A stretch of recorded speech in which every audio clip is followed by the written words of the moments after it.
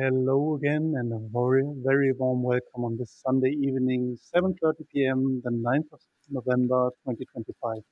BiCoTa is back. If you don't know what BiCoTa is, let me explain shortly. BiCoTa is the Bitwig Community Podcast where we talk with people from the community who we think you should get to know. We are Jürgen Moßgraber and Odo Sendaidokai, some music enthusiasts making heavy use of the DAW Bitwig-Studio. The podcast takes place around every 2 to 3 months, live on YouTube. And just to keep you busy, we alternate live streaming between Jürgen's YouTube channel and Odo's channel. But on both channels, there are playlists, so you shouldn't miss a single live stream because it will be relevant for the exam. The podcast will be also available as pure audio podcast, and all further information are in the video description. So let me start with welcoming Jürgen. Hello, Jürgen. How are you? Hello, Odo. I'm already sweating like crazy because we already talked for quite some time with our guests, which we will present soon.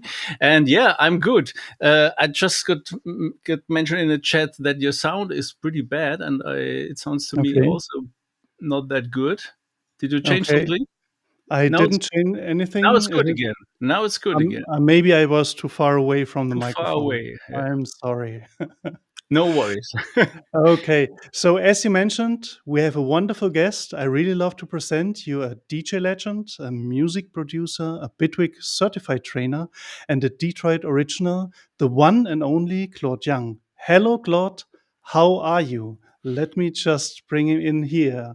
So now you can see Claude. Hello, Claude. Hey! Hello, guys. Hello, Hey. Jürgen, and hello, Odo. So great to be with you. Nice that you are here. So we are very happy to have you here on the show. It's It's an honor to be here with two of my heroes. So. And it's an honor for us. He keeps saying that. I'm really getting red now. Yeah, it's the truth. It's the truth. I'm already completely red now. Yes, it's great to be here. Make some funky music. Yes. Yeah. Where are you now? Where are you now? I'm in Tell us. Detroit. Yeah, I'm in Detroit. My home, Nice. the west side of Detroit City. Yes. And surrounded by some nice gear I see in your background. Oh yeah, I got a few pieces of my comic book posters are my favorite. Some old comics, I've been collecting comics when I was a kid, and my favorite drum machine. I have a. This is what do you call it? This is the Watchmen poster from the Watchmen.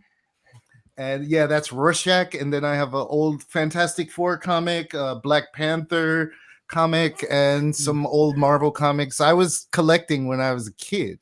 And I recently found a box of my old books, and we were speaking earlier. I found some crazy books, like a original copy of The Dark Knight Returns, in perfect condition. These the first issue of Secret Wars with Spider-Man in the black costume. I have like all these things never been read. Like in the plastic. Oh wow, nice. And my drum machines and keyboards and junk, but not cool like you guys. I'm with the father of the generic flexi. Jürgen Moßgraber. The most important man. But as someone growing up in a very small village with a little bit of rock music and that's it, and totally ignorant to techno music, how was it growing up in Detroit? Tell us about it. It was really interesting because this is most people, if you don't know, this is the home of the automobile. So yeah, and this is also the home of kind of American soul music, like Motown music and stuff. So this is such an interesting place to grow up. It's we have a long music history and a manufacturing history. And so these two things, everybody in Detroit, especially if you're an older Detroit person, our parents were all musicians or DJs, or everybody had a record collection, or everybody was in a band or something. Do you know what I mean? From the 60s and the 50s and 60s. I was born in literally 1970. So like when I came up, it was radio, and Prince on the radio, Parliament Funkadelic, but also rock music on the radio. And I grew up. My father was a radio DJ. So he was one of the biggest DJs in the city. So I was really fortunate that I got to grow up around music. I grew up around the business on a kind of high level. You had these famous people come over to the house. You don't know who this person is, or it's David Bowie. It's a David Bowie or a Elton John, and the record reps. And you're a kid, you don't know. It's this guy has these big glasses. Like. Oh, cool. Did you say now you met Elton John and David Bowie? Yeah. Prince, all this kind of people. I grew up around. You met them as a child. Come on. As a child. So you didn't know. I was telling Odo before we started the show. I have on my wall in my living room, I have a gold record for David Bowie Young American, the million seller appreciation. I have the gold record for Elton John, Benny and the Jets. I have these were all my dad's, and when he passed away, this was all stuff that came to me. But I grew up around these things. I was wow. So that's how I started, and most of my other friends whose fathers were in radio, some of them went on to start BET, like my father's, which is a big black cable channel, like the first one for black music. My dad's protege, this guy named Donnie Simpson, he was the guy who went off and was the host for that. This was before MTV and this kinds of things. And so I grew up in that world, like kind of Detroit radio. My mother worked at a record distributor. So if I didn't meet people at the radio station, we went to go get my mom from work. And there was Isaac Hayes, or, there was like Isaac Hayes or Falco, Falco as well. Yeah, I'm a big Falco fanatic, and my dad met him many, many times. Like, there's some photos, Give him small doses, not everything at once, because we need Jürgen still. Yeah, I grew up with Heino. What can I say now? Oh wow! Yeah, so as a little kid in Detroit, I grew up listening to this music. And I was a loner, so. I had all this music around me, and I was just entrenched. I was the young kid who was in a room with all these adults in the music business. And that was kind of so for me personally, that was my growing up in Detroit, was just kind of around all this cool shit, not really being old enough to understand what was happening. So not the normal growing up in the city. As normal as it could be, as normal as it could be. My dad was famous but not rich, so we got to do cool things. We did cool things. We did a lot of cool things, especially looking back now. So like a real musician, very famous but no money. That's That's a real musician life. Yeah. That's how it works.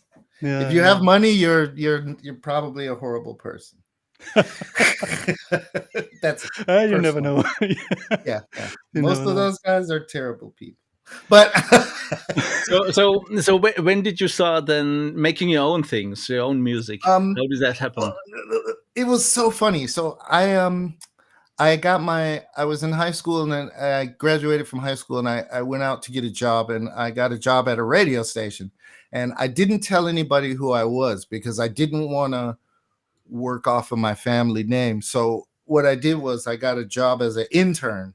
And what this intern thing was, they bring you into the radio. This was like 80s. So they bring you into the station, and you have to make phone calls to people, blind calls to people's house. Hi, I'm calling from blah, blah, blah research agency. Do you listen to the radio? How many times do you listen to the radio? And this was my job. So I had to come in and do research. And I was doing that, and I would bring in records to put on my desk to look at while I was doing that. And my boss, his name was Mark Jackson. He was a great guy. he called me into his office one day and he says, "Are you Claude Young's son?" And I was like, "Yeah." He says, "We can't have you out there working in the research department." And so he took me, and so I got offered to, he says, "Go up to the 3rd floor and make a mixtape." And I made a DJ mix. I had never done it before. I made a DJ mix. I had only really played at home. I never had turntables. I had one turntable and I had a cassette deck, and I would buy my records, tape them onto the deck, and then use a realistic mixer, play the cassette, and blend the record so I could learn how to blend. And this is Techniques SLB 5 or 2, like belt driven. So you had to do the little wheel. Yeah. And so I was doing that at home, and he said, "Go upstairs and make a mix." And I made one, and they had a competition that they broadcast on air. So every like 3 or 4 of us made mixes, and they played the mixes, and they said, "Okay, the audience will decide who gets the slot for Saturday night's mix show." And I won one of the slots. So I ended up doing a mix show on one of the biggest stations in the city, immediately, like kind of out of high school. For total ignorant, what is a mix show? How does it work? It's where you have like the radio personality is doing the talking. "Okay, welcome. It's Saturday night, blah, blah, blah, blah, blah. And for the next hour, it's DJ blah, blah, blah." Okay. And it's like what you're listening to before you go to the club or whatever. Okay. So I was one of those guys. Like I played on Saturdays. I did mixes on Saturday nights for an hour and Friday nights for an hour. Oh, wow. So I went from a 5-day-a-week job and making phone calls to turning in 2 shows a week, 1-hour shows a week. Not too bad. On reel-to-reel tape, like splicing tape. And yeah, I'm coming from that world. I'm the child of the last of those guys. So did you learn that then? How to? Oh yeah, of course. Yeah, of course. Actually, in the beginning, before even productions, my first things were edits, and I did edit for. I did the Tommy Musto and Frankie Bones had a big club hit called "Dangerous on the Dance Floor" for RCA Records, and I did the edits of that track. That went nationwide. I did the radio edit of that track. So I used to do a lot of, cutting club tracks down to 3 minutes. I did a lot of that stuff in the early days, editing records for Kevin Saunderson. I did a couple edits for when he had some major label artists. Yeah. Oh, you were saying, Odo? No, because you mentioned Kevin Sanderson. Because if people don't know Kevin Sanderson, it's the godfather from Reese Bass. Yeah, the Reese.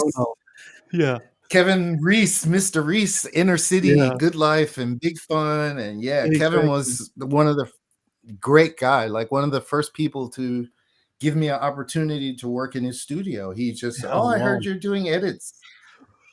Yeah, you should come down and do some edits. And he gave me some tracks, and I was like, okay, yeah, simple. Because I wasn't doing crazy stuff, It was literally, you have this 7-minute club track, and they need a 3-minute radio version or a 4-minute. And so I was like, take out a bar here, take out a thing here, do a thing here, reverse here. To make it fit. Yeah. I had, I had some old machines at home, and I spent my time, every free time I had, I spent at the radio station because I was like, I have like access to this 2-track, and they gave me some tape and said, just do your thing. Yeah. And so, we got 2 tapes each, and we would turn in our shows and then re-record over them, There's a question on the chat. How old were you when you start with the mix shows? Mix show, I think I had to, let's see. I was 9. Not exactly to the day, maybe 20. I think I was 21. Oh. Like 20, maybe even 19. Nice. That would have been my dream. That age. It was so lucky. It was so lucky. Like I told you before, it's a lot of luck. Right place, right time. And to be ready as well. So if you weren't not interested in stuff. Yeah, genau. No. Exactly. But this was the start in your career into the music business like that you get to Yeah, it know was. some people and you Doing edits, and then there was another group back then called Octave One. They had some releases, early techno releases, and I did. They brought me in to do like a edit for them, and that led to a remix. I think I did a remix, my first kind of remixes, and they were at other people's studios working with other people, and I eventually bought a few things of my own. I was able to get a hold of a Emu SP12 sampler, the old one.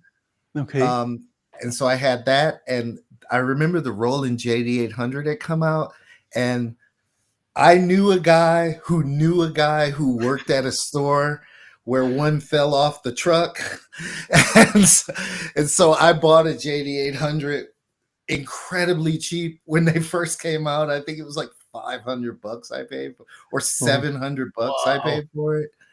And I did my first records with that. It was just like a JD800 and an SP12 and a little shitty Mackie mixer with rotary knobs. And what I did was all the sounds came from the JD. It was all real time. And I would sample my friends' drum machines. Like, so Dan Bell had a 909. I went and got 909 samples. And I just went and sampled all the drum machines, so I had the sounds I wanted. You know? So really old school and yeah, man, yeah, absolutely, everything manual. Yeah. That's why I love today. You know, it's so much easier.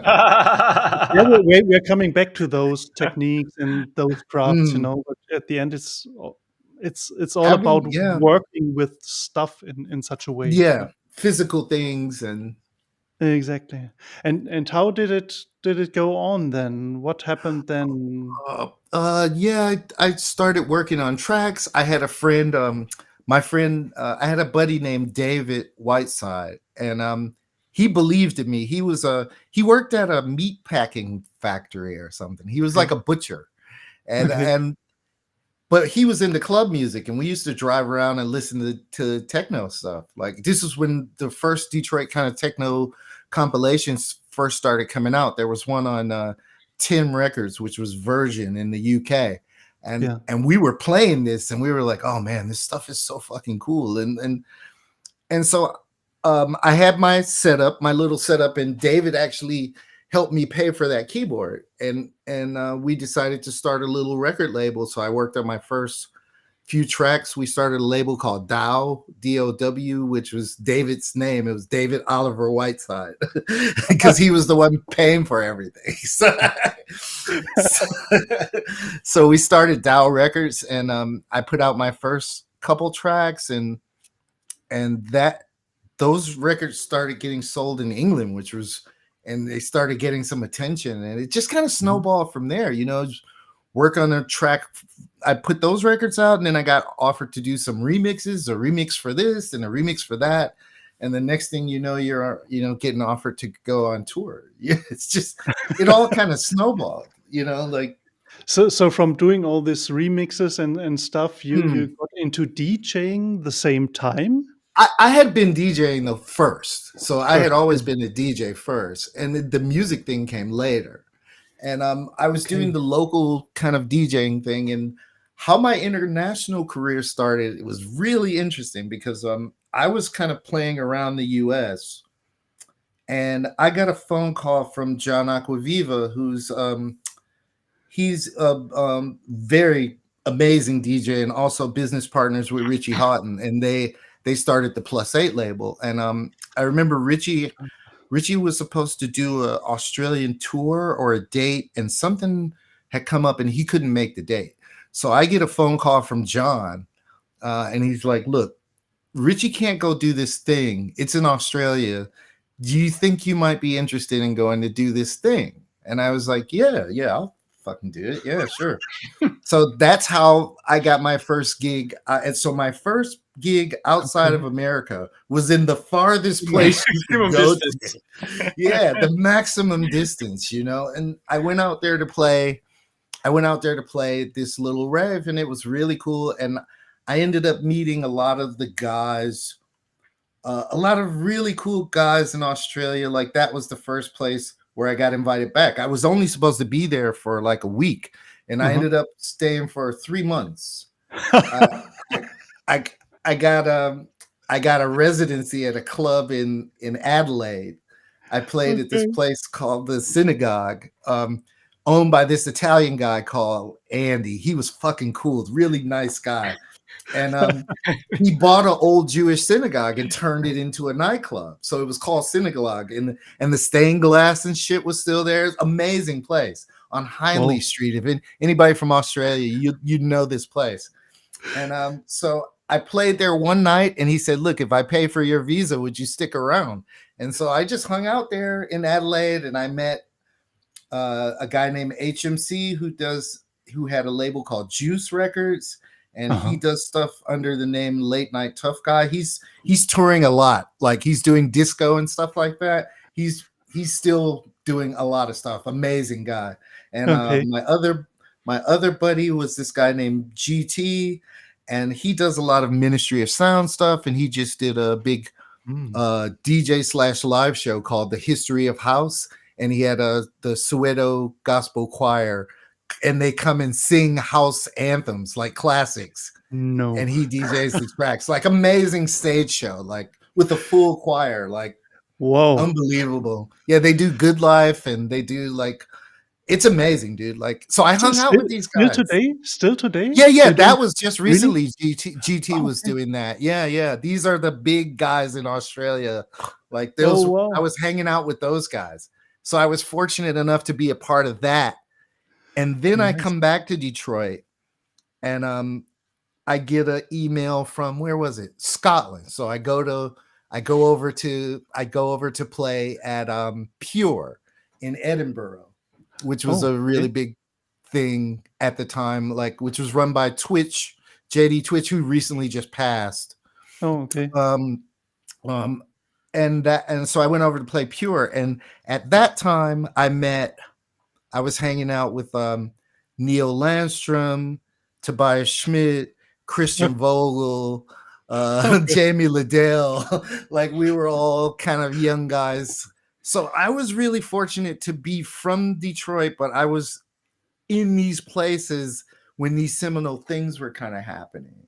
Whoa. And so I was part of that scene. So I come over, play a couple gigs there. Dave Angel invites me over to play in London. So I'm only playing kind of in Scotland. Then I go play in England, and I eventually just relocate to England because I'm working all the time. Like, I'm flying over all the time. So I just moved to England, and I just was there pretty much through the 90s up to the early 2000s.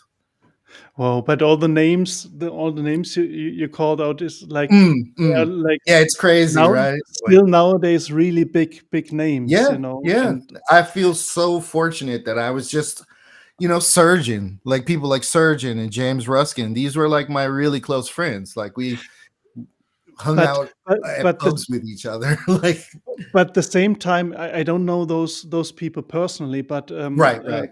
Because I'm looking all the time and following some people of those. Still, they have I think a little bit the same vibe than you a little bit. Always like very focused on community or fan base as well. Like there's something. There's a connection with people. Exactly. It's the most important thing. Yes, and I'm not wondering that you met them, and that you worked with them as well, because it would be strange. What's funny is a lot of us didn't work together. We were just friends, and like hanging around. Yeah, and it's just like this, and you feed off of each other. You feed off music communities, and what we were talking about, bands and things. I think we need to have community again, because it's kind of lacking. We're missing physical community, and that was like a cool thing that we had. Like, we went to drink. I was just so immersed in, because I'm this American kid and in the middle of England in pub culture, which was not a thing for us. So it's just like this community. What, we're going to the bar every day? That's what we're doing. Like, we're going to the bar every day. That's what we're doing here. And it was just, and you would meet people. I met, I got to play for Plaid at a little bar thing because I met the guy who was running their label. Just amazing things that happen, like people that I met that I would just run into. Like, you'd be at the bar and Derek Carter or somebody's drinking in Munich somewhere or something, and you just run into them. So then the techno or music scene in general, you found that more interesting in Europe than in the US? Oh, absolutely. Yeah. It was, I mean, it was, and even to this day, people will, this is my opinion, but I think, I think in most other places, this music thing was more of a cultural thing, where in here, there's a culture associated with it, but it immediately got overtaken by the business thing. But I think in Europe, especially, there's a cultural thing connected to it. It's not just the flashy stuff, it's the community thing. And I think that's just a cultural difference. But Detroit has a big history in music, we have our, especially Detroit techno.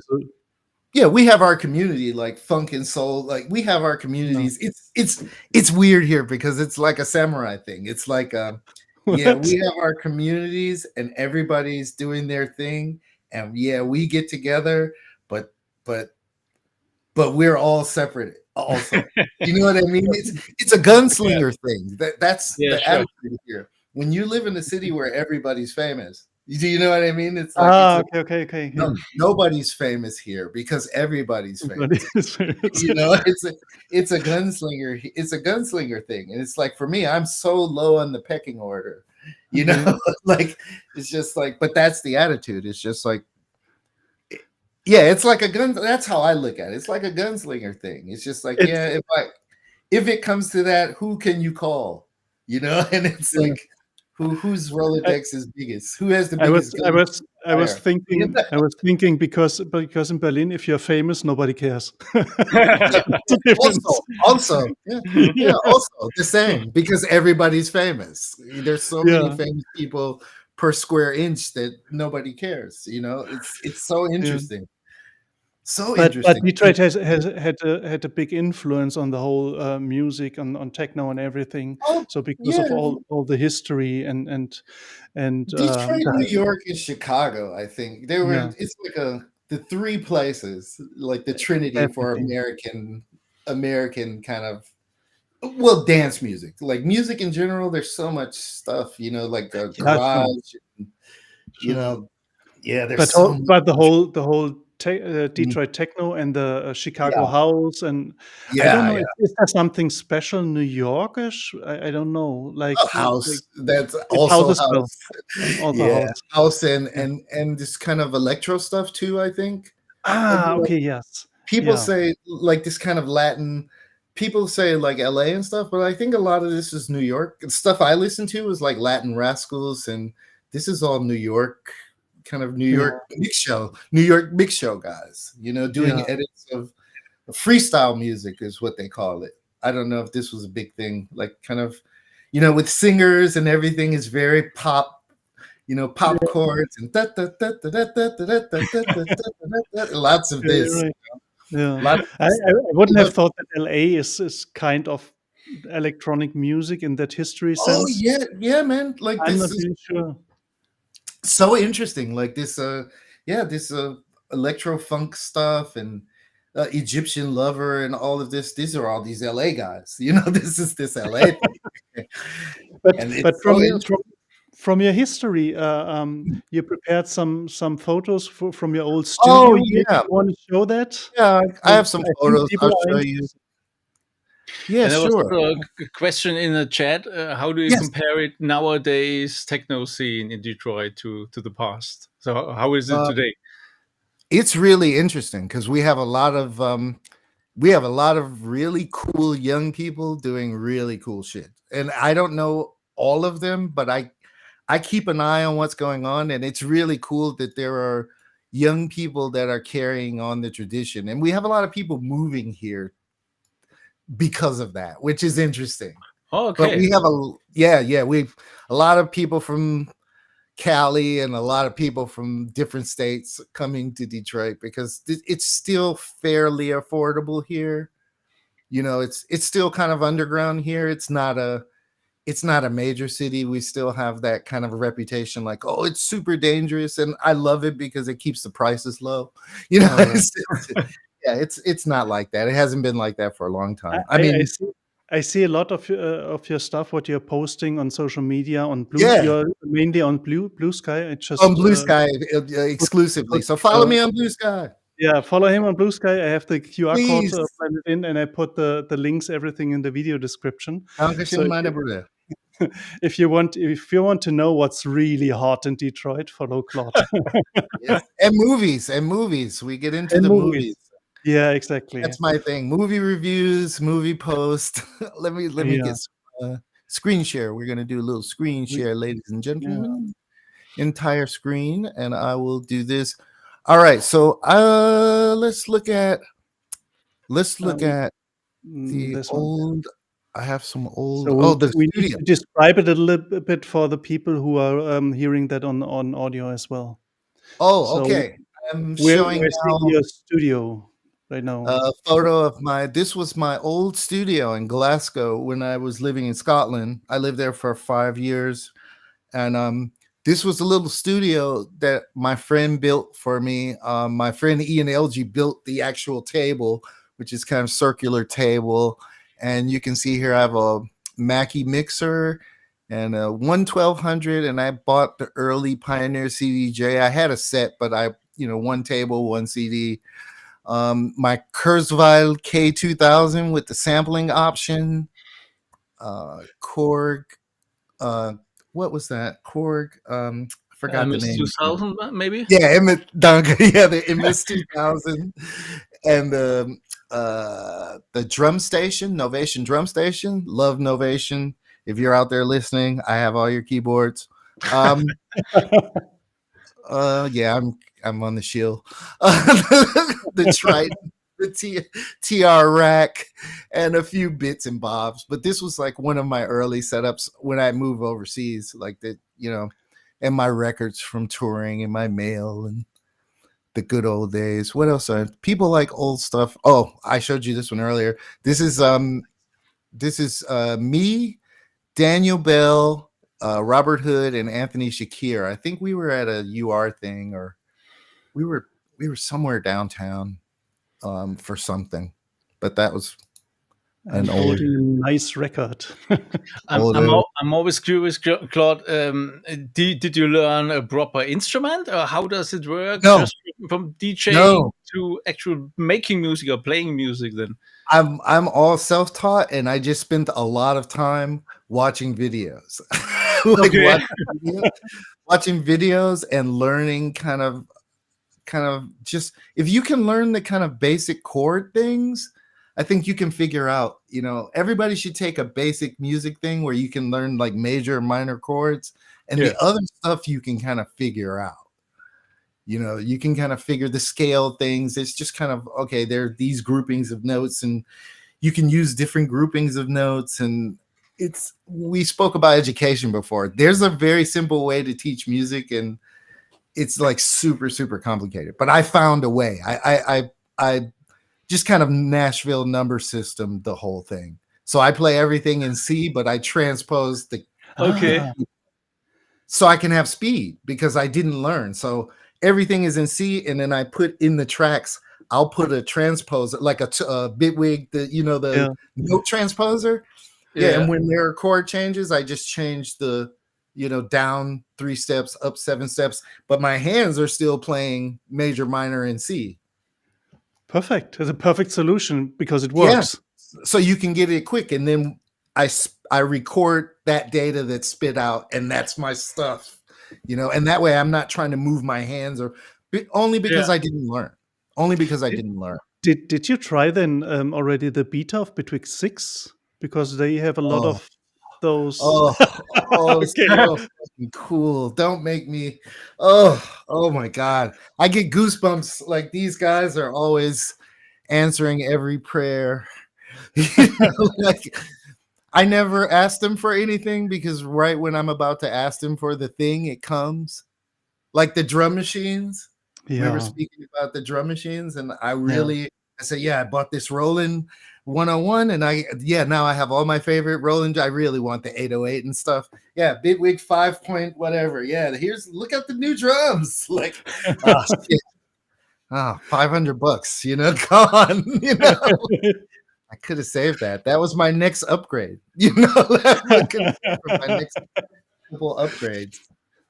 Yeah, because all those new stuff they put in the new version, like the whole tuning system. This is really the automation being separate. Like, when I used to use, I've had 3 DAWs in my life. Like, they're like relationships. I've had like 3 main DAWs in my life. Which ones? Logic was the main one, and that's back from the Windows days. Like, Logic. Yeah, eMagic, when it was German owned, and yeah. So Logic was my main thing, and I play with Reason. Didn't really stick with it. I liked it, but it's just my eyes, and I didn't want those little things. It's so tiny. Yeah. And for I was like, no, and then I tried the Ableton thing, and I'm just one of those people where I did some stuff in it, but I always ran Logic on the side. I always went back to it, and I never really wanted to move until the Bitwig thing. And like 24 hours with Bitwig was it for me. It was it was like a religious experience. It was like, yeah, that's what I want. There's only one thing I miss. Let me guess, Claude. It felt wrong that you have the track names on the right-hand side. That was a little weird. that was with the Ableton. Please don't talk in cliches. Everybody's telling that. Yeah, it was that. It just felt weird. Everything felt weird. Same with me. Because I looked at Ableton and I thought, all those people like it. There must be something good about it. And I didn't get it. And then after a time, I got this clip idea, which was really cool. But the arranger, I never loved it. And I was like, this is cool, but why don't I like this? Yeah. This is cool, but why don't I like this? And I really tried. I did some mixes in there. Like, I made some mixes in there. I think I did some tracks, but I owned it for a long time. And then this is a story. All right, I'm going to... what we call in the community, we're going to spill some tea. So one time when I was living in Japan with Takashi, we had come to Berlin to play at Tresor. And we were never these guys where we were like, oh, we want to call your office because we want free things or whatever. I was never that guy. Like, but we got in touch with a few people just to say, yeah, I'm going to be in Berlin and I'd love to come by and just say hi. You know, it's like I'm in town for a few days. I just wanted to say hello. And we called a friend of mine used to run, somebody I know from the old days in Berlin, Mata Galik, used to run Native Instruments.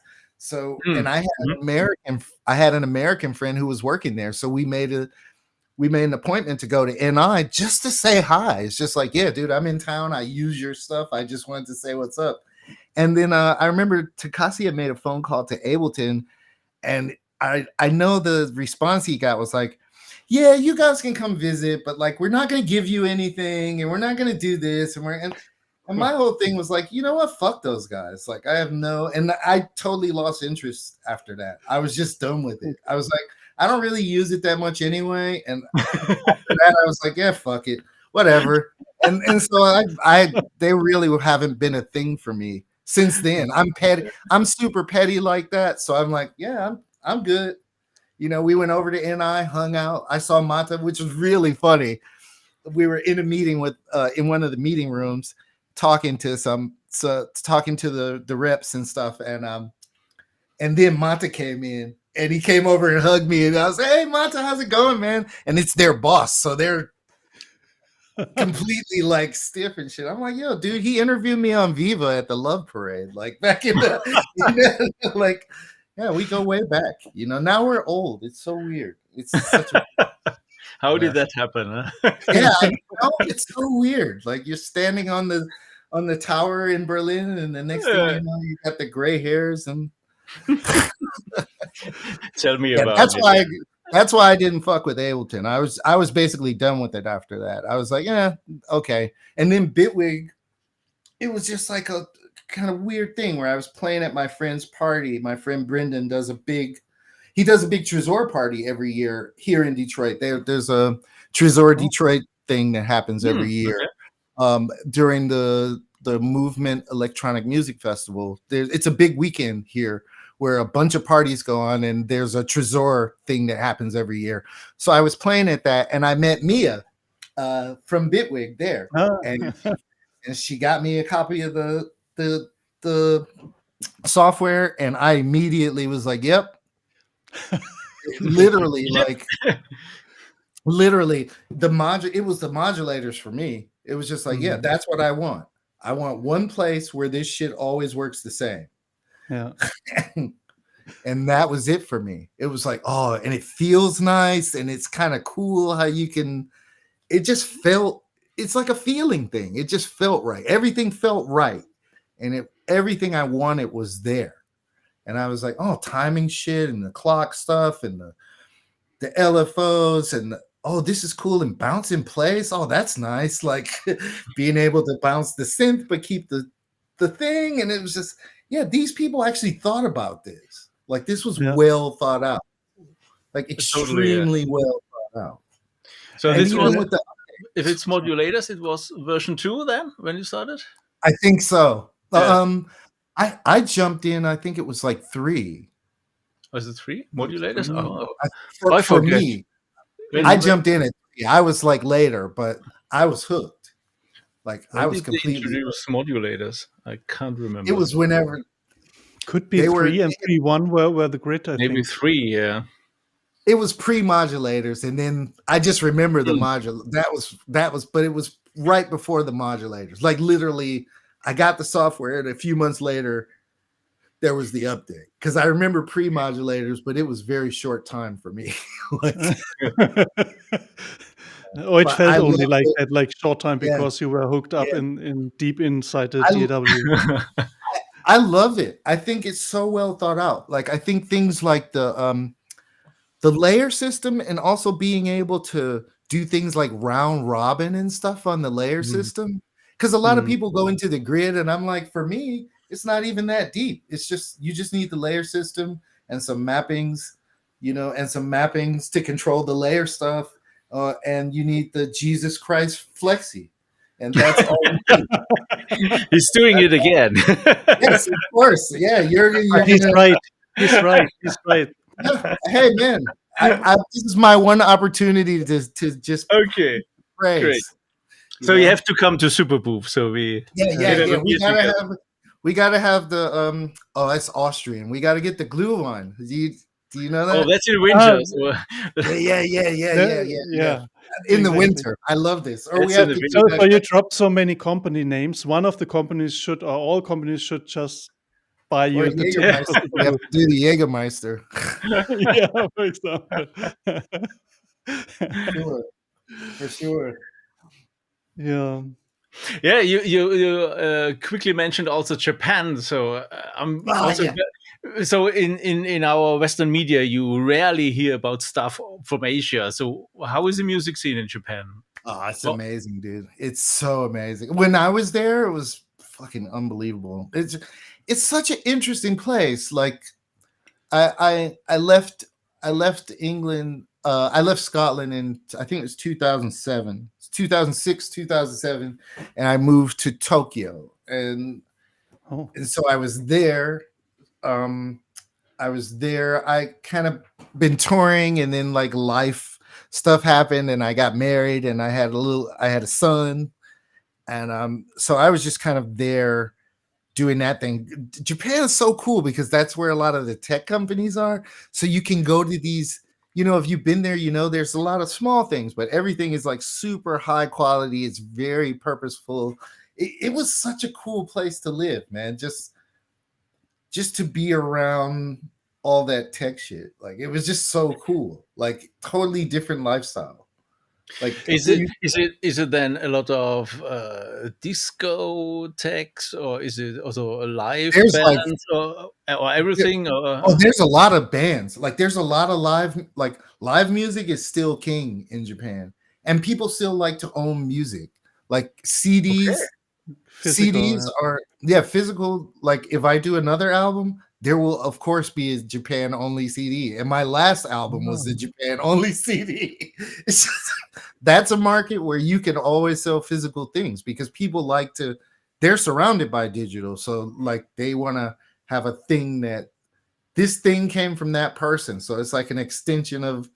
Do you know what I mean? It's like a physical, because they're surrounded by virtual. They grow up with virtual. They're surrounded by virtual. They're so encompassed. Like, my son and those kids are so encompassed with it. So they like real things, because real things are real things. They're not like.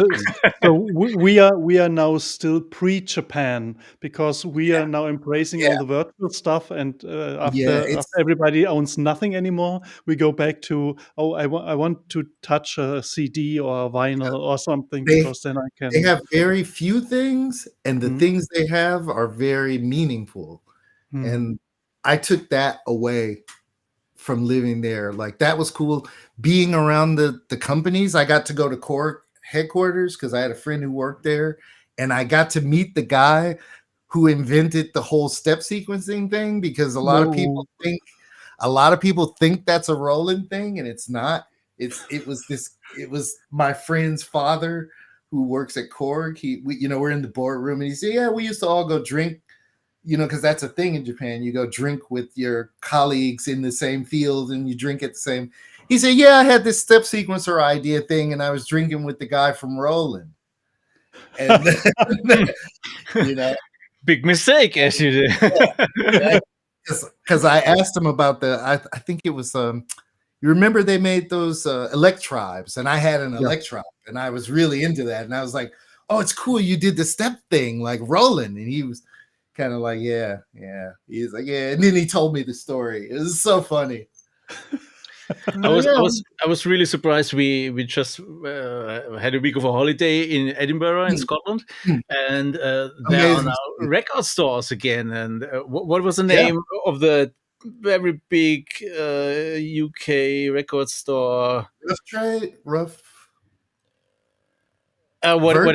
Whatever. But it was. I thought they were out of business totally, but there is one again, or two even, and there were 3-store shop with records again. 3 floors. Yeah, 3 floors. Yeah, it's insane. And you can buy all those old records again, Pink Floyd and Police and everything. And maybe it's really like that people start like everything's virtual. You own nothing anymore, because everything you rent or subscribe to something and pay monthly rent. And this shop was full of people, huh? It's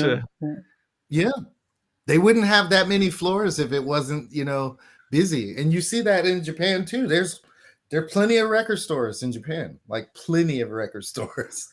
They're small. They have cool stuff, really cool stuff. And I'm hoping that's what I'm hoping to kind of do here with my little shop. Tell us a little bit more about it. Oh yeah, so my father passed a couple years ago, and when he died, I got left everything. So it was I inherited 13,000 records. And now you need to shop to sell them all off. I'm a friend of. I have a friend of mine who's moving from out of town, and we're gonna start a little Discord. Not Discord. We're gonna start a what's that? It's the web shop, the Discog shop. Yeah. We're gonna start a little Discog shop, but we're gonna try to do a little small cafe, like a little place with a few seats and a vinyl listening station. Nice. To sell records. And hopefully I want to be able to do some like Bitwig training out of there too, like do some production training, like teach some classes. I really like at this point in my life, that's what I really want to do now. It's like kind of start doing more podcasts and doing that would be great. More teaching, a lot more teaching, like that kind of stuff. Where do you want to start that? Is this something you already have planned? I'm working on it now. I think I'm gonna start the YouTube thing, and it's just I've been trying not to, and it's just like it's the thing that I think I should probably do. You should. I will subscribe instantly. You think you so? Didn't subscribe yet? I wanted to do I'll run this past you and our audience. Because what I wanted to do was I thought it would be cool to do like a show 2 or 3 times a week where I just come on. Okay, these are the cool new, like a radio show though. Like these are the cool new plugins. This is what's going on with Bitwig. Okay. This is what's going on with this.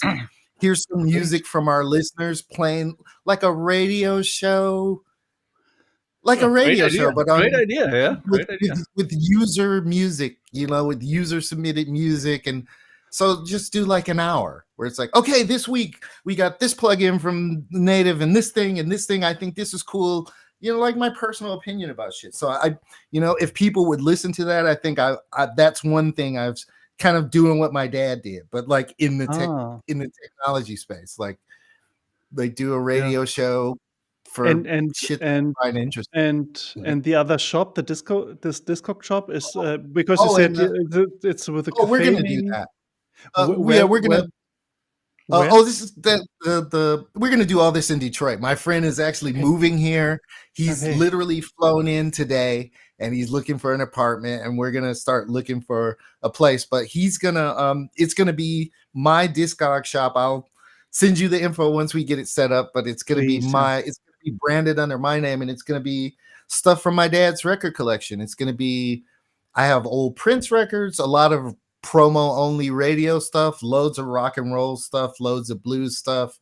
It's a proper record store with all kinds of stuff. Like, and it will be a get together a place like in the old days where people met each other, and if maybe there's something going on. If we can get a little place, I hope so. Like where people want to come and have a coffee, and we got some records here, and hey, let me show you this Bitwig 6. Like we got a thing on the screen. Check this out. That kind of thing. I want to do it kind of Japanese style. Like it's a little place, very cool. Not very big, very cool, and loads of very cool things. Oh, nice. If you have good coffee and cake, it will always work. That's what I'm hoping. Yeah, something we don't need a license too crazy. Just coffee and cake. Yeah. And I just recently started baking, and I make good cookies. Original cookies. You're set. Yeah. The DJ said, "What's the flour? What's the flour?" But exactly. But the nicest record stores I knew from my past when they were still there was really the smallest ones. Because you were close to everybody. Everything was like packed in there. Yeah. And this was always like an adventure because you had to search for things, and then you discovered things. And you were so close to people. I never forget. I used to go to in Frankfurt. I used to hang out in Delirium, and there was working. There was working Ricardo Villalobos. No, in the early days. In the early days, there was working Ricardo and a guy Heiko who passed. God bless Heiko. Heiko MSO. He worked there, and Atta, who's also running what's the name of that club? In Frankfurt, really cool house club. It's been going forever.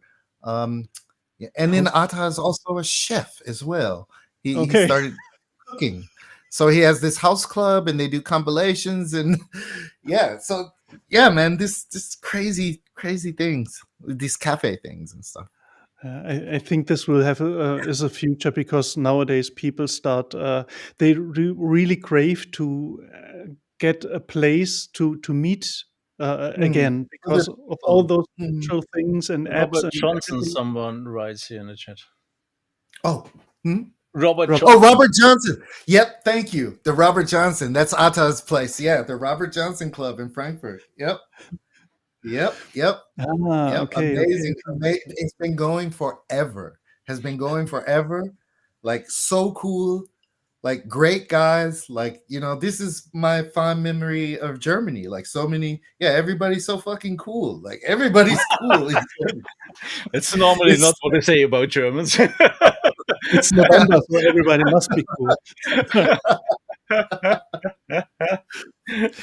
Yeah, but it's nice. It's nice to know, because I hear it a lot from other people as well, that everything goes a little bit back to physical, so that that I people believe. feel connection, and I think as well that what you mentioned, the whole band stuff, because in techno there were bands as well, like Sven Väth and Ralf Hiltenbeutel had one time like a techno event band performance for a year or two or something. That was very amazing to see them playing techno with real instruments as well. There's a band that I really like from Berlin. Oh, I forgot these guys. They're 4 German guys, and they are playing techno. Yeah, live. right. Yeah, I saw them. You know who I'm talking about? Yeah, I see them from time to time in social media. Yeah, but you don't mean Klangphonics. You don't mean Klangphonics. They're from the south of. They're from the Black Forest. 4 guys? Maybe? I don't know. 4 guys with playing on a guitar and sometimes with some weird stuff playing Klangphonics. Yeah. But they're playing like techno tracks because they did a cover of one of my tracks. It was like crazy. Really? Like so crazy. Yeah, a track that me and Robert Hood did together. Like so crazy, dude. Really, I love those guys. That's what I mean. Like fucking cool German guys. Only you see this kind of thing, I don't see this here. Like I'm not shitting on here, but I'm just saying, like those guys and they're good. That's different, and they're really good. Yeah. Absolutely. They're really good. And it's just like, let's see. It doesn't even have to be techno. Let's just see interesting stuff. Like we were talking, I love Radiohead. Like I'm into bands anyway, and they're like my favorite. They're my Beatles. Like I'm completely obsessed with this band and everything about them. And then one of my friends got to remix them, which was really cool. Like Surgeon got to remix a Tom York record. And I was like, dude, what was that like? He was like, yeah, I wasn't going to do it until he gave me a call. Like I wanted to see it was really him. So he got a phone call from Tom York. Like I was like, okay, so cool, dude. Like I love those guys. As I mentioned before, like that's also something I want to do now. I want to start working with bands. Like I want to produce a band. I'd like to produce just like a band. Like what ideas do you guys have? Let's try this. Let's try that. Like I really want to do that. I want to produce like a couple bands. I just want to try it. Why not? So I really think, as we mentioned a couple of times, I think this will have a good chance to start up very big, because all some things in the future, hopefully. Yeah, and like Jürgen said, if in Scotland there are the pubs full of bands playing, and the people love to hear the live experience and everything. I think that will be a big part of the future. Maybe not that big that like music industry was in the 80s or 90s, because this was more commercialized, everything. But I still think that maybe we'll get a more healthy version this time. Yeah. Like it goes a little bit back, but healthy. Yeah, like not completely underground, but like just successful enough to like take care of itself and stay around. Like techno, it hasn't really gone anywhere. It's mutated and stuff, but it will always be it's what it is, whatever the kids want it to be. Exactly. It's gone out of the mainstream, and now it's like healing again a little bit, but it's still, there are a lot of interesting music upcoming, and a lot of interesting guys. And as you said, in your area, there are really some very interesting guys doing crazy stuff.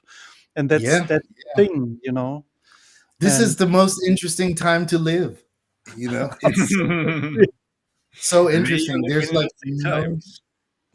no excuses now. Everything is, you have software and there's so many.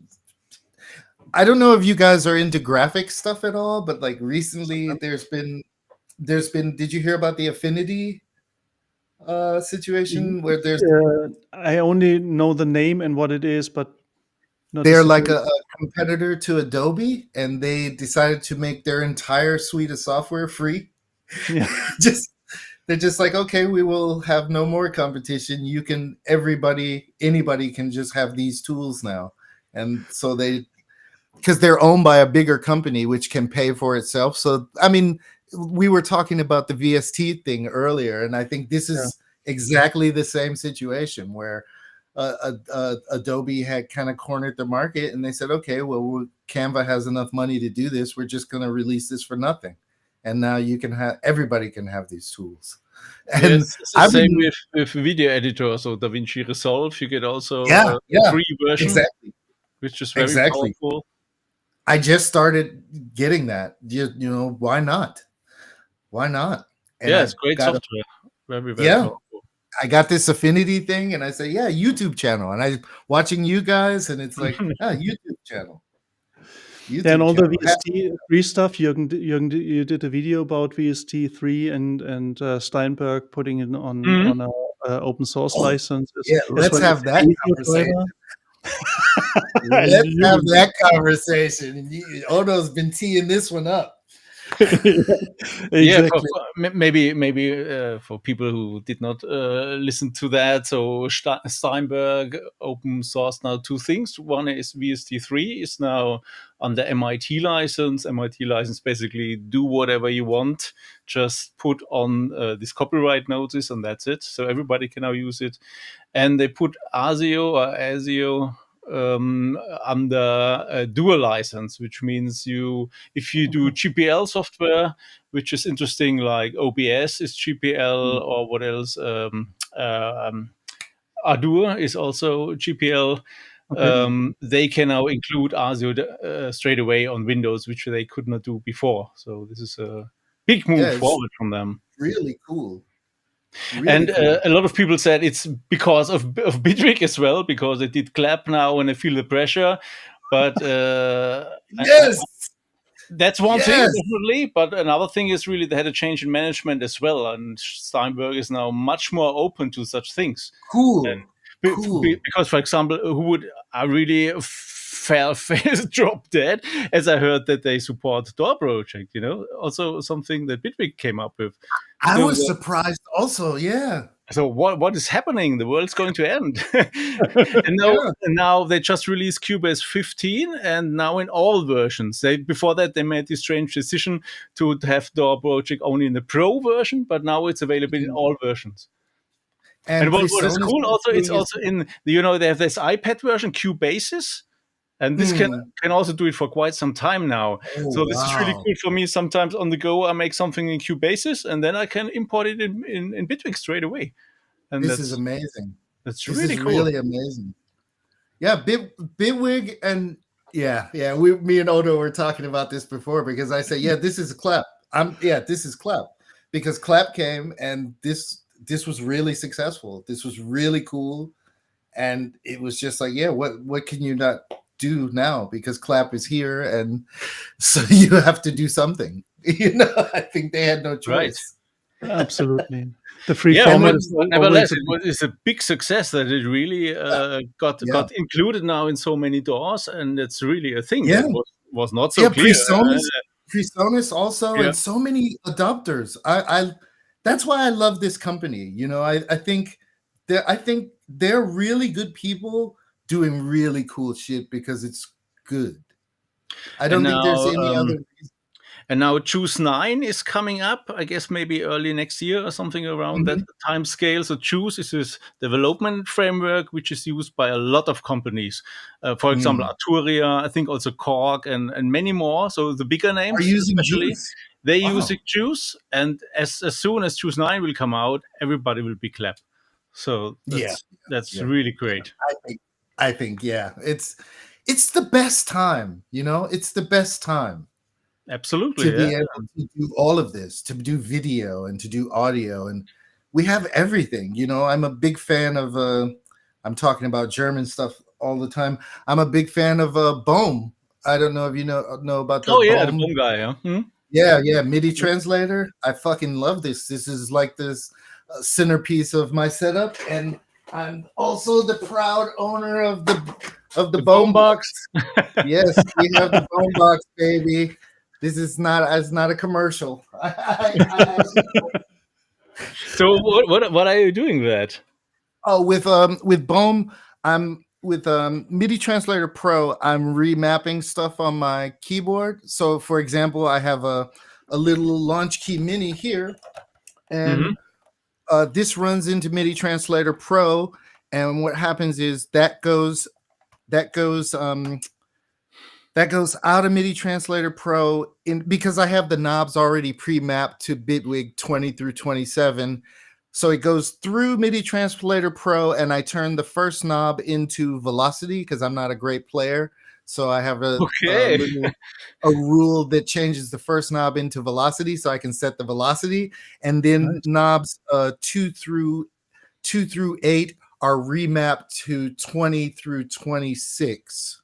CC. And then that goes into the Flexi, which gives me device control. Wow.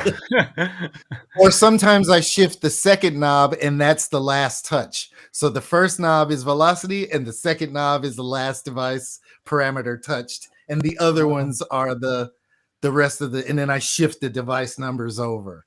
Wow. That's really nerd talk here. I didn't expect that. Yeah. That's why I say I love you guys. I've been waiting to talk to you guys for years. I think he's one of us, Odo. He's one of us. He's one of us. Absolutely. Yeah, Mom never told you guys. I'm here. And if you go on stage, what do you use there? Do you also bring a laptop with Bitwig? I haven't been doing any, I hadn't done any live shows since the 90s, but I'm working on a new album, and I'm going to do some live shows. And Bitwig will definitely be the center of that. Absolutely. I got to talk to Odo because I have an old, he probably saw it on my Blue Sky. I have a friend gifted me an old MacBook, and I want to run Bitwig on Linux on that. But I'm having a problem with this one model where I'll talk to you offline about it. This one model where it's not installing. Not so easy. It won't. Yeah, and then you have to do with this fucking packet thing for the file. Yeah, it's a lot of fucking around. I had it working, and I was like, because I was like, I want this to be my machine I can take, and then I can bounce it back to my main computer, and it's like, I can't save in the location. I have to do this packet thing, and I'm like, I got to talk to Odo about that later, because you did a whole video about moving to Linux, and I've been over that several times. So. And if it's a little bit a deeper problem, we can do that on Discord as well, because there's another really great Linux guy. He can solve everything. So I'm really into it because I don't want to move to the next Windows, and I have perfectly good machines, and I just want Bitwig to work. I don't really care what platform. Some people are running it on these little Steam Deck game controller things. I'm like, are you kidding me? But you need now have AVX2 support, which is a special for the new feature. Graphics. Yeah, because my very old ThinkPad laptop is out of the game now. But it's a MacBook. It's a MacBook or Mac Apple notebook. That's old Mac. Yeah. So AVX2 is Intel, I think. Yeah, but is it Intel 2? I don't know. We will see. Yeah, we'll figure it out. Yeah. We'll nerd out about it after for sure. But yeah, I'm using the Bohm. Bohm is every studio should have it. Every studio should have it, because you're always going to get some keyboard that doesn't do something, and you don't want to depend on I really like the idea of having things separate, like modular. So I have a program for sample selection and sample searching. I'm using what is it? I'm using Sononym. This thing called Sononym. Yeah, right. This is really cool, and a Resonic player. and another one called Resonic Player Pro, Okay. which is just a really quick file. You can search files really fast. And on Windows, I can right-click on a folder and say, browse in Resonic, and it'll show all the metadata and really quick file. And you can see the waveform, and you can copy it. You can create like a copy folder. So you can say, if I drag to this folder, copy it here. If I drag it here, this. So you can set up some conditions and things. So it's cool. And this is running inside the normal Explorer window? Or? No, it's a separate app. So I have yeah. So I have like I have Bitwig open. I normally have Resonic or Pseudonym open. And Bohm MIDI translator is always running in the background. That's kind of the hub for all the MIDI gear, and all those signals go through Bohm in case I have to remap something on the fly, because I was doing it in Bitwig, and then I was like, oh fuck, but then if I need to remap something, it screws up my script or whatever, and I'm like, okay, everything goes into Bohm, and then I can do it in the rules and fly it out. So what was the name of this tool again? This I need to look at it. Have a look at that. Which one? The one who said who can play where you can search for audio files. Resonic Player. RESONIC. Yeah, do search for it. I think the developer got sick. I'm not sure if it's still. I think some other people picked it up, but you can still get it. It was a really cool guy who was developing this, and I think he has some health things, but you can still get the app. There's like a free version, and I have the pro version, which does ASIO support or whatever. Austrian guy, it seems. Yeah, doing really cool stuff. There's a question on the chat that Synthmill want to know a little bit more about your workflow in Bitwig. Can you tell something about how you start something? Yeah, it's so fucking cool. Right now, right now, I've been kind of coming up with different ways to work. So recently, I'm making a template. I have to do this tomorrow because I have a prototype that works kind of cool. But I have one track, and on this track, this is my song track, and everything melodic goes on here. And basically, I use Bitwig's internal channels, and then I set up 4 or 5 tracks. So I have a track for bass, I have a track for chords, I have a track for melody, another track for melody, and then I may have something for accents or whatever, 5 or 6 tracks, and they're all on different channels. All the programming takes place in one channel, and then I use the different channels. I change the Bitwig to see the different colors from the different channels per color, and then I just write all the parts so I can see everything, whether notes are overlapping, whether chords are overlapping with melodies. And I program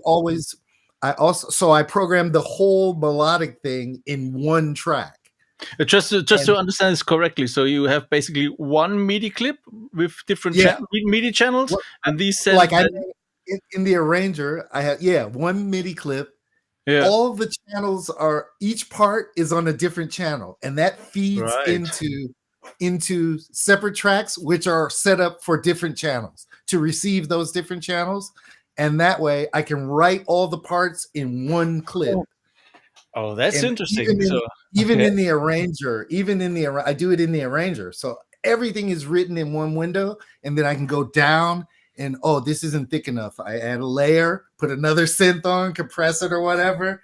Yeah. And then you have the whole kind of thing in this one. So you're not going to different tracks. Right. All the music shit is in one track, and you just do it. And then I like. But if you want to copy a part and modify it, then isn't that they're all different colors. No, they're all different colors. Okay. They're all different colors. The bass is only on one, and then I switch the Bitwig editor to channel colors only. And the bass is only on one. You need to start your YouTube channel. You really need to start your YouTube channel. Yeah.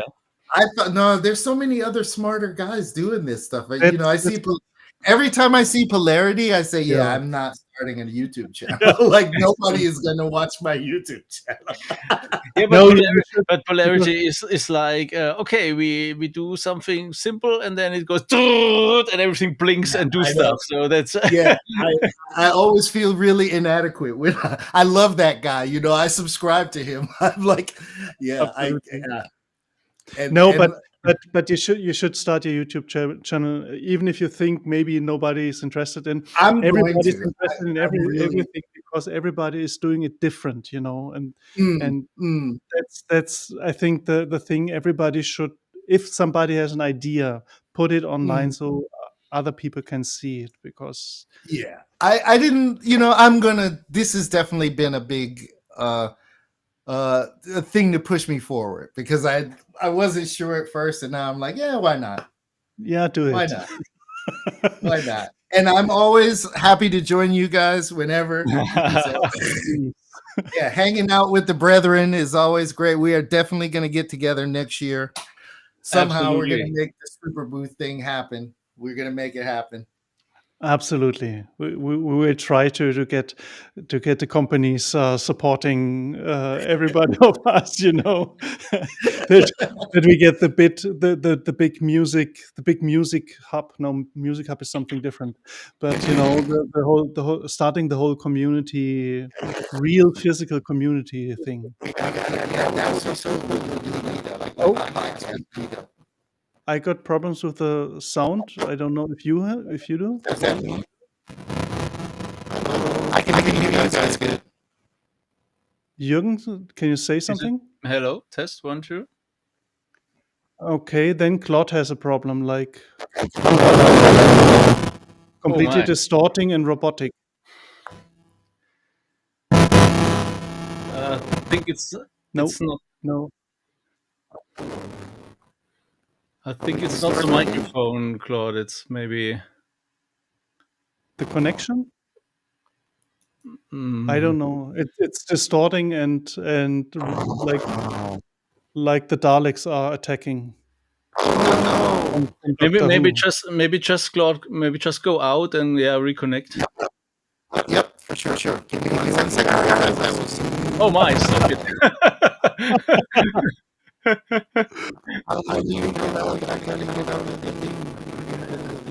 We should sample that. That's kind of cool. That's like, scary. You know?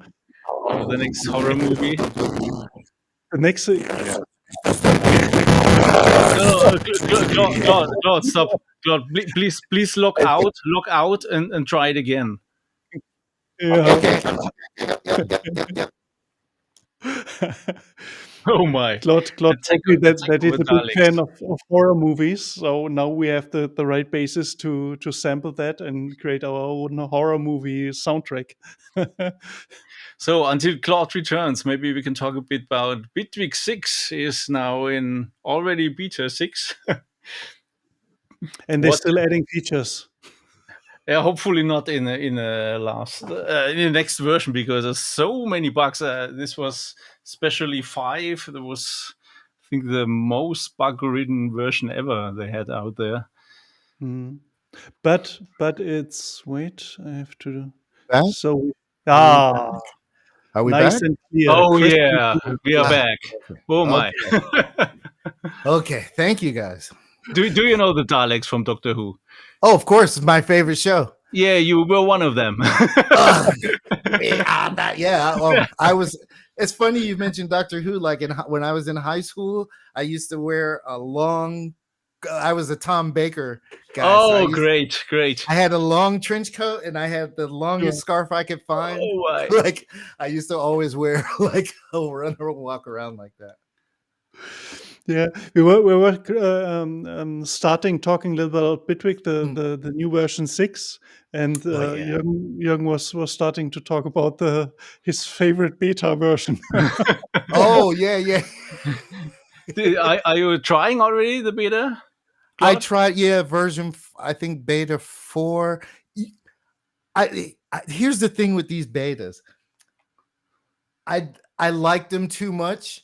And it always gives you the warning, don't do a project in these betas. And I always do it anyway and then fuck up. So I play with it, and then I say, okay, I'm gonna wait. I'm gonna wait because I know I'll do a project. I started working on the album in the beta, and then I screwed up a couple things, and I was like, okay, yeah, let me wait because I like it too much. Me, it's the same because I'm also working on an album currently, and it was too good, as you said. And normally from the past, also the betas were very, very stable. And then I had to finish a song in beta 5, and it was a total nightmare. Nothing worked. You know, there's this famous bug. When you move something, then you get funny lines on the whole screen and everything. And oh no, and stuff like that. And that's exactly why I was afraid. And the most horrible thing, I doubled 2 bass drums, and it was running like this, totally insane. And I what's going on? You know, I zoomed in, everything's aligned, and it's nothing grooves. What's going on? And then I switched off stretch, and then it was fine again. I said, some weird anomaly. Yeah, but you know, everybody is searching for this lucky accidents. Just use betas. Yeah, maybe. Beta recordings, guys. This is a feature. Live for the moment.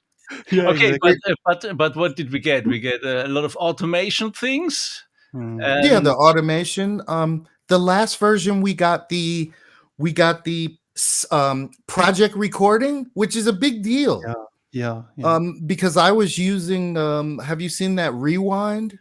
Yep. From Monkey C. I was using Rewind as just for quick recording, put it on the master. Yeah, then you don't have to do that now. You have that was really cool, putting a record into the master section. That amazing. I'm still a bit puzzled about this feature. What is the application for that? Like, for example, I may be working on like a synth part, and so I want the audio. Maybe I'm jamming live and I just want the audio. So I'll solo that one track, fuck around with it in loop, record all of that, and take that take and put it in a sampler or take that take. And it's just to grab it like really quick. I would never, like a jam recording. You could route another track. Do you know what I mean? So you don't have to route another track. Okay. Yeah. It's because a lot of people are using this kind of programs to do this. What's the big one a lot of people use? The MIDI, the one, Odo, the everybody's using it. Where it records all the time, and you can go back a little bit. There's something clip. Yeah. Maybe the chat knows.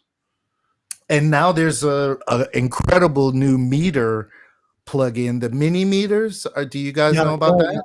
Yeah, sure. Yeah, this also records 60 seconds in as it's playing now. So and these meters are really cool. I'm using these meters as my main meters, and then Bitwig sits underneath.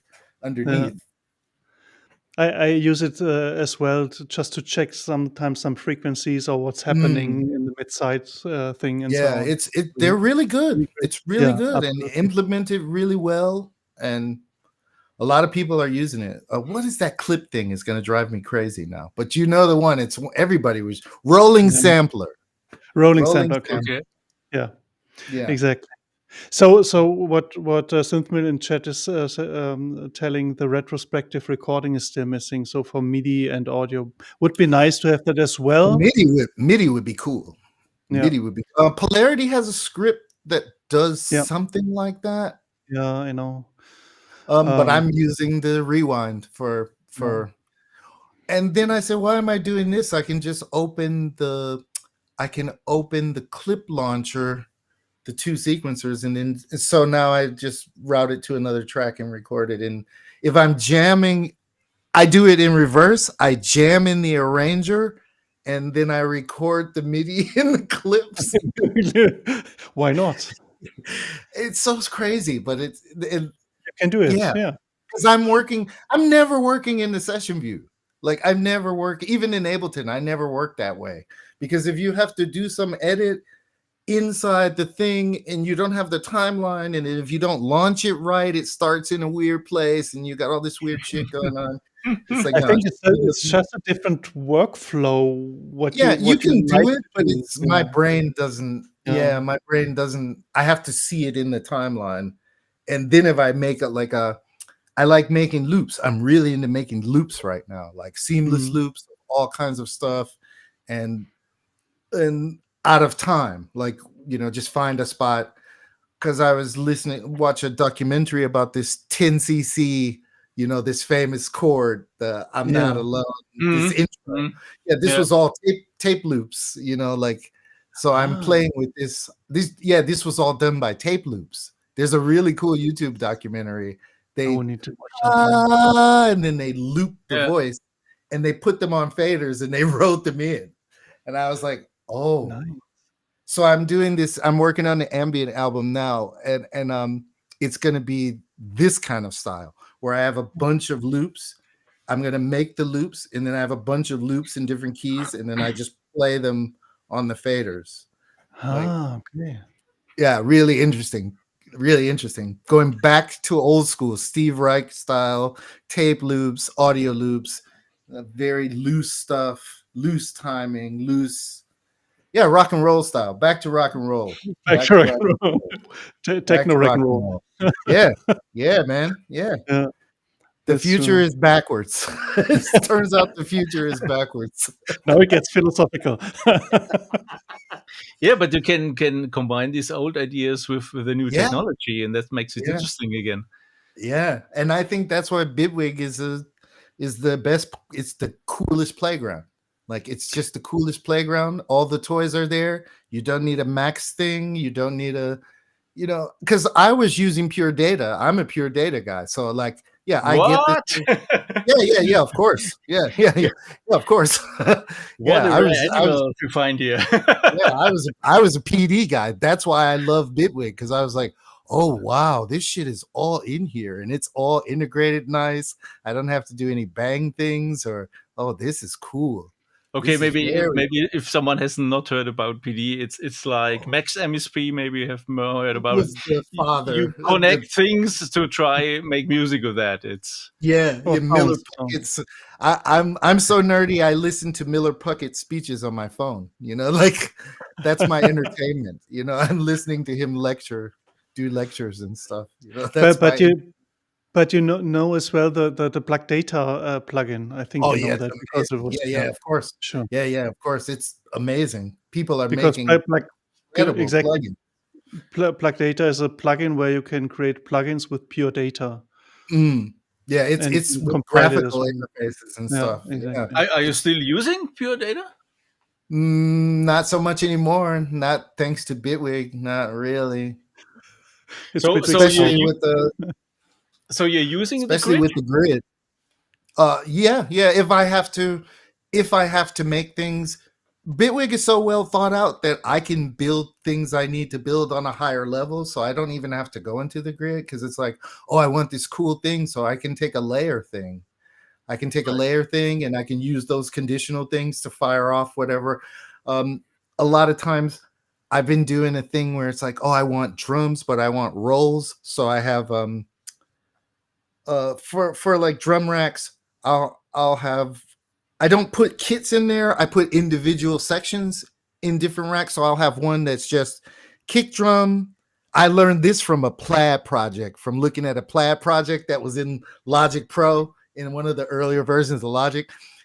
They had a drum machine and they had all the drums. They didn't even use velocities. They had all the drums and the levels were all set different. So you'd have one kick drum that was full, one that was kind of high end rounded off and a little lower, and you had them all in different things, and then you could just draw them in, you know, with the different things. So I kind of set up a thing like that with Bitwig, where I have, again, with the channel thing, where I use the channel thing. So I have the drum things, different channels, or I have them on different notes. You can do it all kind of high level. They've put all the stuff there, so you don't even have to go into the grid thing to do cool shit. I'm like, yeah, I could make stuff in the grid, but what I really want to do is this, and I can do that with 2 or 3 layers and a couple channel switches. You know, like, it's such a perfect. workspace. That's the fun stuff. If you start or if you going with the craft of music production and sound designing and all those stuff, you can do a lot of things because you have every little detail at your fingertips. So you can put like LFOs everywhere you want, or some modulators or so on. You can overwhelming. It's overwhelming, and if that isn't enough, just go into the grid, and there you can do like coffee or I don't know. Can I bring up something though that I agree? Like this is from the last episode because I do watch. I think it was Jürgen that was saying, "Yeah, we need the mono audio out." Was that you? Yeah. There was Italo Brutale who had because he was always preparing his stems for his live setups. Yeah, and he wanted to have This thing is I get it. I get it. Because of him, I bought now 4 old effects. He was such a cool guy. I really enjoyed this interview. I really enjoyed this interview. Like such cool people, It's nice to know because you don't get to meet everybody, so it's so cool that everybody is like you imagine them to be. Like there's. You can meet him at Super Booth as well. It's my mission. For next year, I'm gonna be there with a camera, like for sure. Right.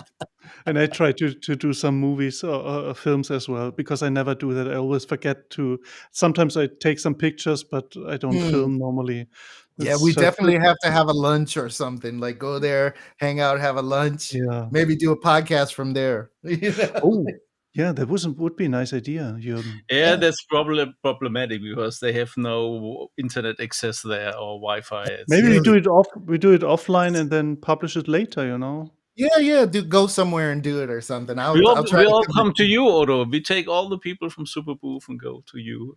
To me.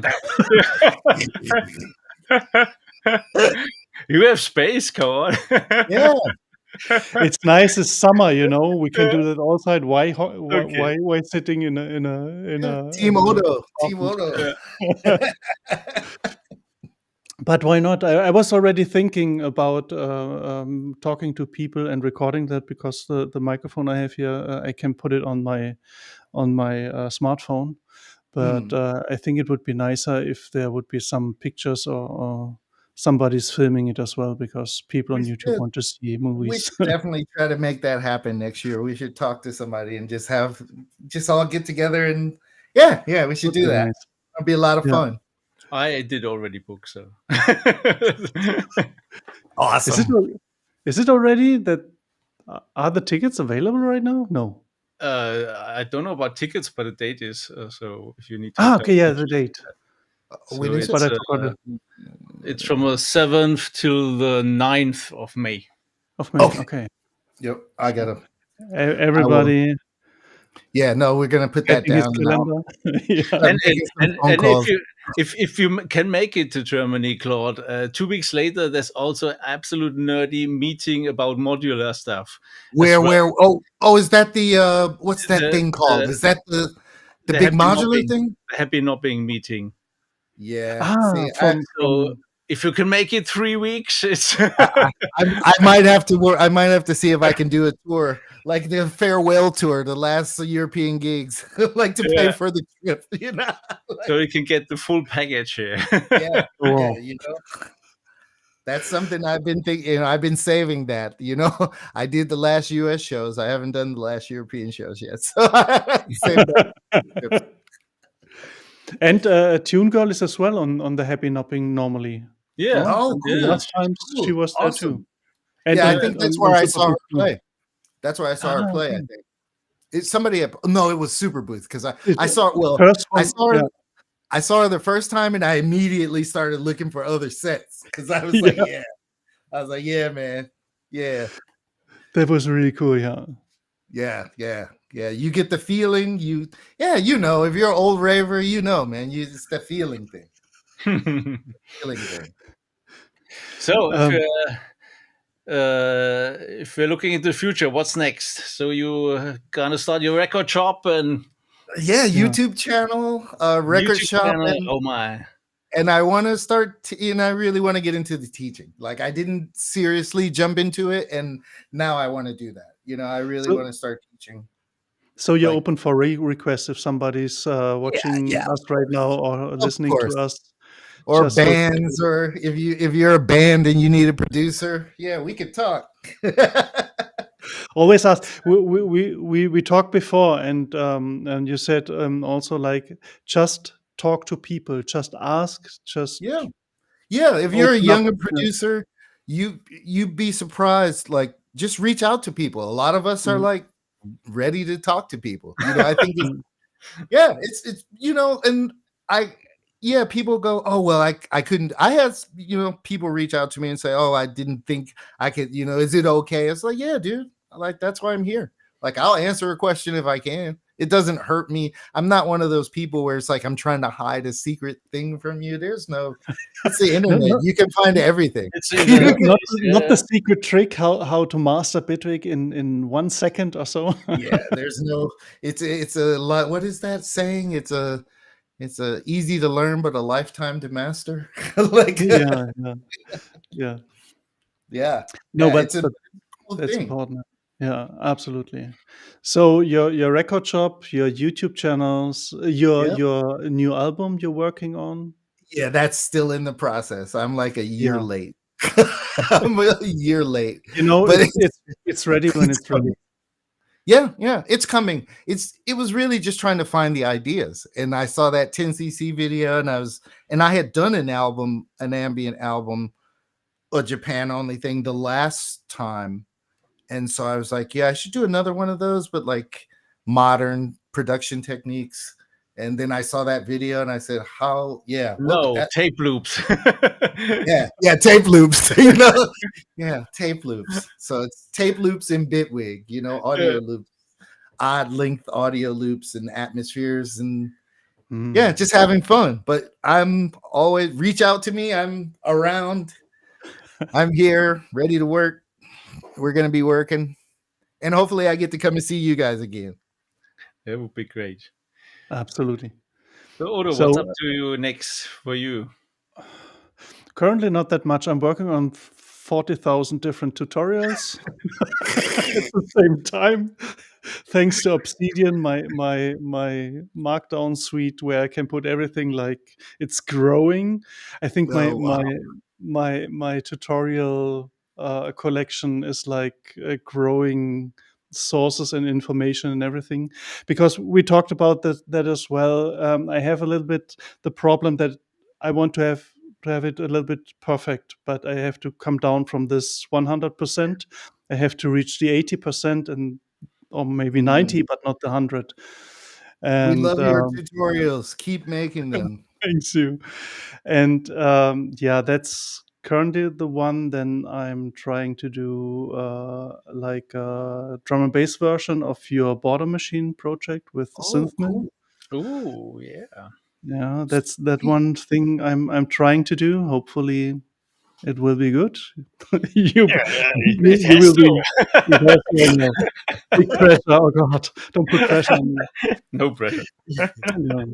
And some other stuff that's on. I've planned for a long time, like finishing a lot of old stuff and put it online. So, like maybe not an album, but like 50,000 old songs, and finishing and say, okay, it's okay how it is now. Don't wait another 2 years to release it. Yeah, I'm the same way. Yeah. Idea 1 to 2000. Exactly. Every project has like 30 versions. Exactly. V1, V2, V17. And the bad thing is, the more you progress, the more you criticize your own projects, because more, how it could have been and so on. But at the end, I realized everything is a journey, and sometimes it's good you can see where the start was and where it's heading to.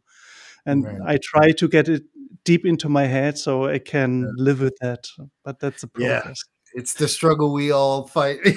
We all fight against.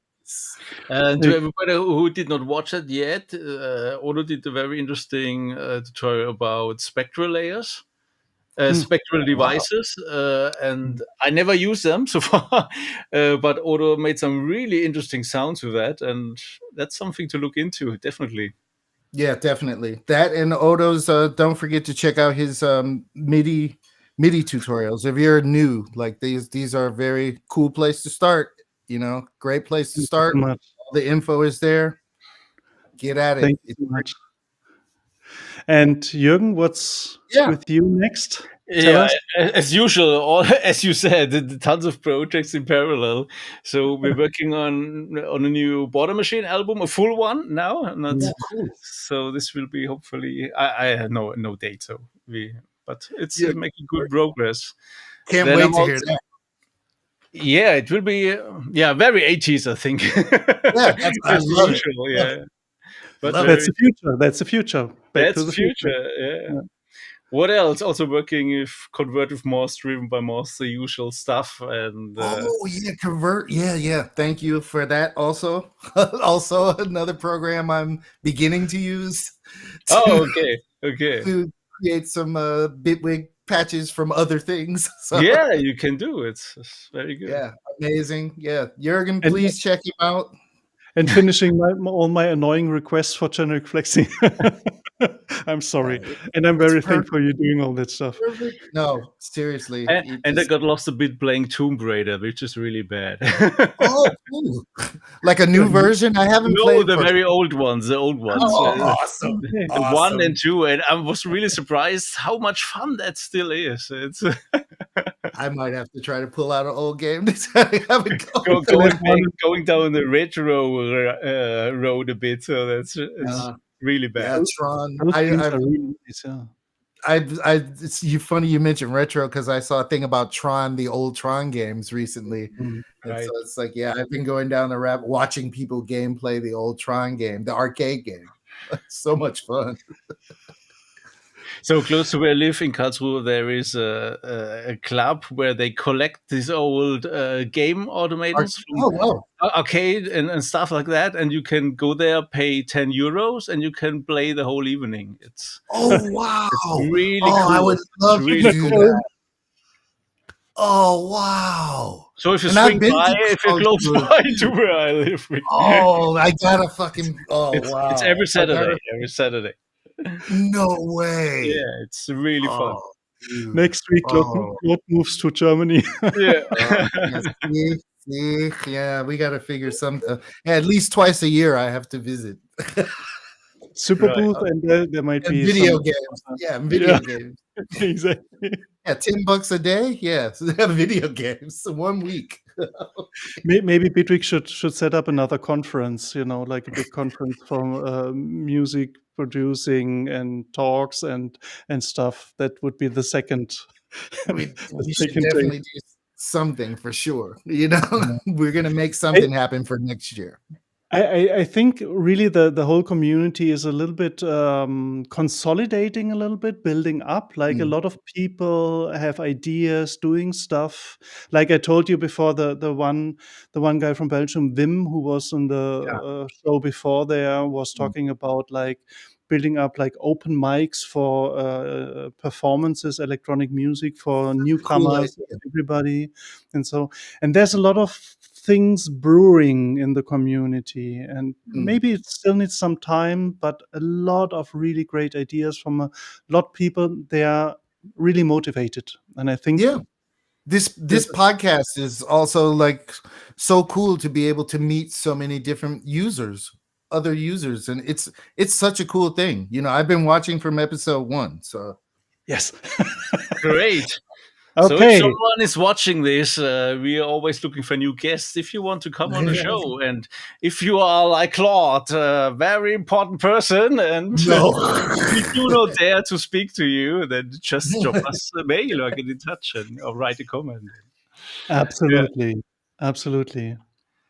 And next show will be as irregular. So maybe January or somewhere in that direction, I guess. But we keep you posted. Yeah, exactly. Because every 2 to 3 months, like in this thingy, and if we are really impatient, maybe 1 month. I don't know.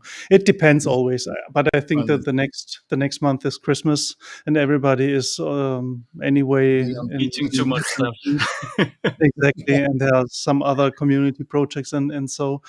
But we will be back, and we will keep you posted. And for sure, Claude, you will send us some more informations about your new project. Absolutely. If you have something, always spread the word. If I find something interesting, exactly. And if there's some new projects for all of you, just talk about it. Please talk about it so we can spread the word. Yeah. Let's build a Bitwig community, Bitwig family. Yeah. Like this. How was this song? Family. But we are family. We are family. Exactly. Now we are singing. Now it's time to say goodbye. All right, people. Until next time, make some funky music. Thank you all. Have a nice day. Have a nice Sunday. Bye-bye. Thank you.